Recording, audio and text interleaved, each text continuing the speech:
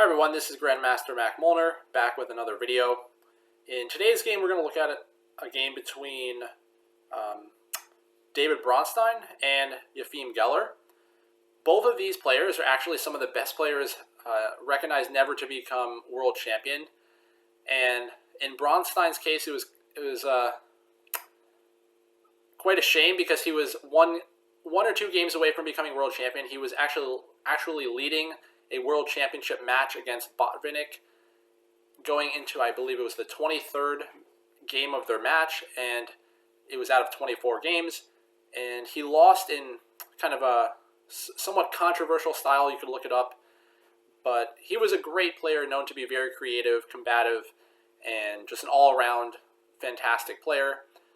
Geller, on the other hand, was kind of a nightmare for certain players of his time period, especially, I believe, Fischer. Fischer had a really hard time with Geller, which says a lot about Geller's play. But beyond that, Geller was also, year after year, one of the best grandmasters in the world, and never quite kind of made like the full run to the world championship. But he was a fantastic player as well. In today's game, we're going to see Bronstein with the white pieces taking on Geller, and yeah, it's a short but sweet game, which is finished off with a nice combination.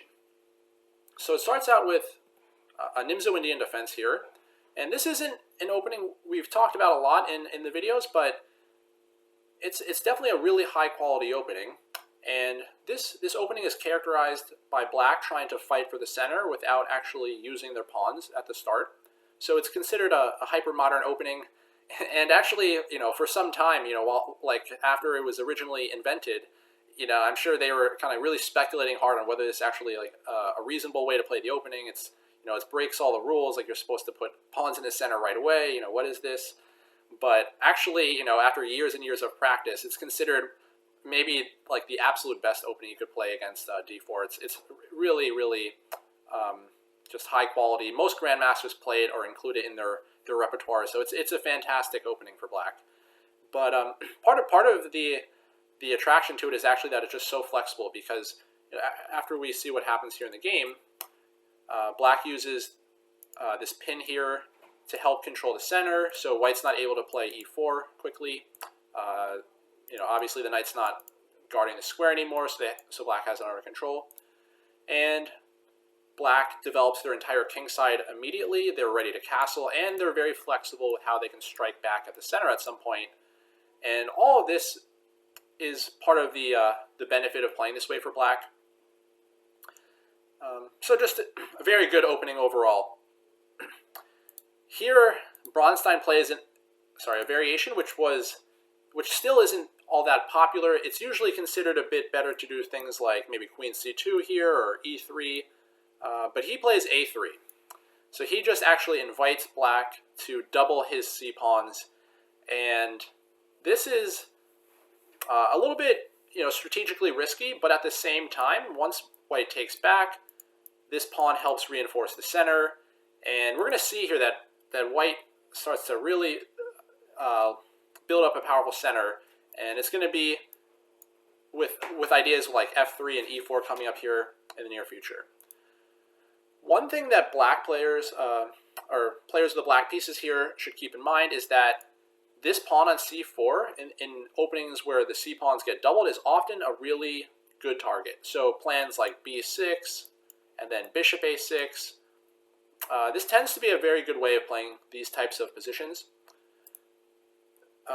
Black doesn't go for it in the game. We're gonna see what he does, but the next few moves are pretty natural. It kind of follows along with what I was saying. And Black plays d5 here.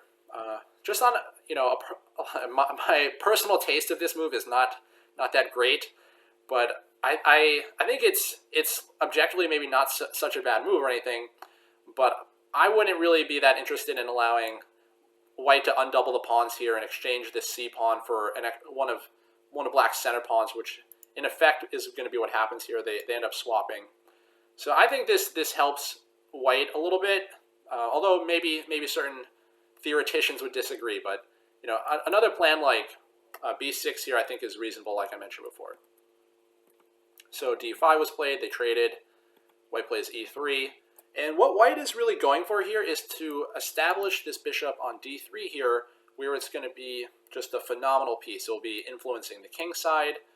It will be still eyeing the queen side, but it's going to work really smoothly with this dark square central pawn mass that white has. So this would just be a really harmonious setup for white to achieve. So black tries to prevent it, but even after this happens, it still doesn't really give black a satisfactory position, which is why I'm a little critical of some of the earlier moves. So Bronstein plays knight e2, and knight d7 was played, and now knight f4. So this was a pretty good setup that white went for here. It was also a bit tempting to play something like knight g3. Maybe this could also be a decent square for the knight. It obviously tempos the bishop here.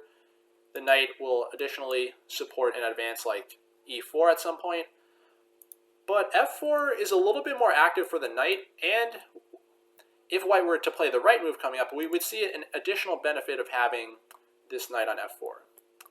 So black played c5, and Bronstein actually missed a very strong plan here. You can pause your videos for a moment, see if you're interested in trying to find what white could have played. Okay, so we'll continue, but the best move here was actually g4. It looks a little counterintuitive maybe to open up the king, but at the same time, white is getting ready for a pawn storm here.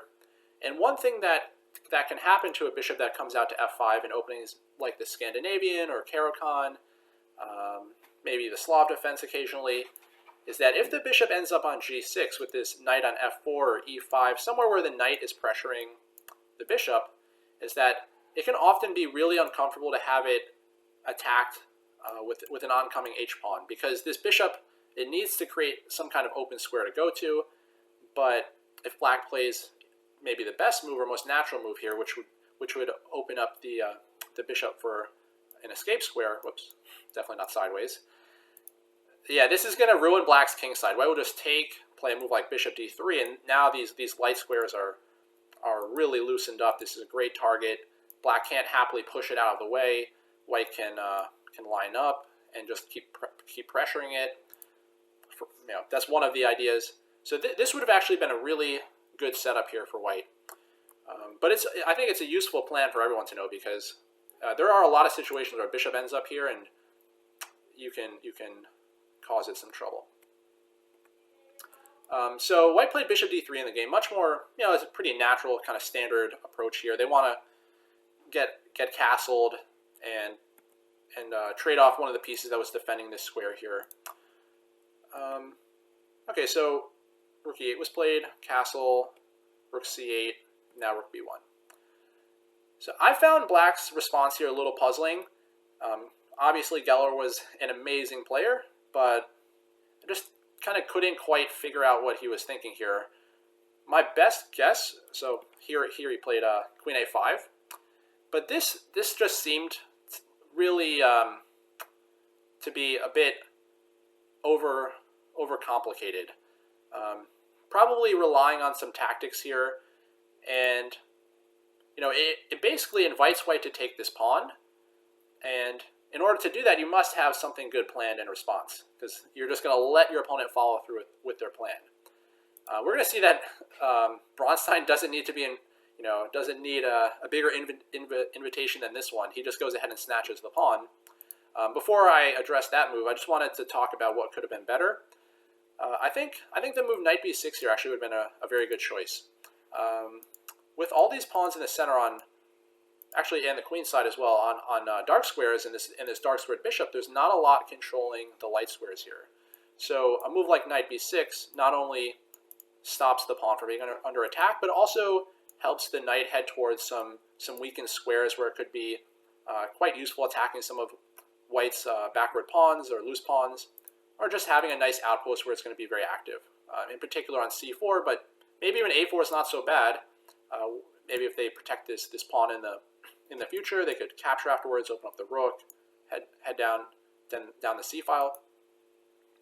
But in either case, I think this would have been a better option. So black played queen a5, just kind of provoking white to take the bait there on b7, but I think it's the trapper who gets trapped in this game. White happily takes, so Bronstein, probably gave it some careful consideration here, but if your opponent's not going to stop you from doing your plan, then you should just follow through. So black plays knight b6, and it looks like what he's up to here is potentially a plan like c4. After that, this rook is not able to retreat anywhere. So after playing c4, the queen does not guard the square anymore. Maybe black was planning something like queen a6 after interfering with the queen. That would at least come close to trapping the rook here. So Bronstein, he sees his opponent's kind of idea around the corner, but it's going to take black a few moves to accomplish this. So in the meantime, he launches a very quick and powerful offensive on the king side. So he starts with g4. So he just immediately creates some chaos there and causes some big issues for this knight, because g5 comes close to trapping it. And if black were to play something like c4 here, I think maybe queen f5, for example, and it's just a lot of pieces very well concentrated on the king side here, and yeah, it's gonna be difficult for black coming up here. So in the game, black played h6, white was persistent with h4, so now the threat of g5 is renewed once again. Black takes on d4, but yeah, this is the second time in the game where black just ignores what white is planning.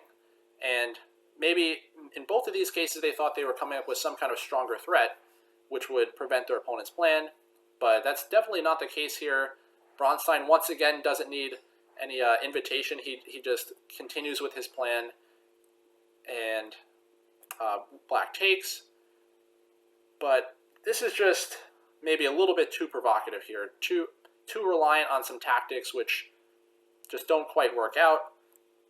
If you're going to allow your opponent to just break through on the king side like this and abandon all defenses there, whatever you're looking to do must absolutely work. You have to calculate it perfectly. Black was maybe relying on some tactics here with rook takes c3, and then potentially a follow-up like queen c5, attacking the bishop, threatening a discovery. Perhaps they thought that this was working, but after white's next move, black resigned, so definitely didn't quite pan out the way they were expecting, I think. Take a moment here to pause your video, test out if you can find it. It's a really nice idea. All right, so let's take a look. The stunning move which ended the game was queen g6. Just absolutely beautiful. What a move. And I think it's combinations like this which really give players like Bronstein the reputation of being creative geniuses in that regard. And it just absolutely ends the game. Obviously, the threat is to play queen g7 mate. There's not even a single check black can play to delay things or pieces to bring to the defense. The only critical option is to take. White can capture on g7, and no matter where the king goes, we can pick either one. I'll go to f8 just to pick this one randomly, but knight g6 finishes the game with an awesome checkmate here. So I don't think there's too much else to add on this one.